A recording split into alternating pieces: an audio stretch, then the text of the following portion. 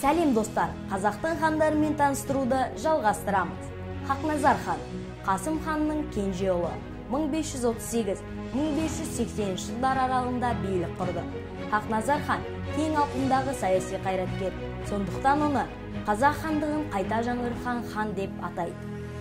Ол мемлекеттік саясатта тиімді жүргізіп, Еуразия даласында үлкен беделге ие болды. Хақназар хан жаңғыру кезеңін бастап, қазақ хандығын 40 жылдан астам биледі.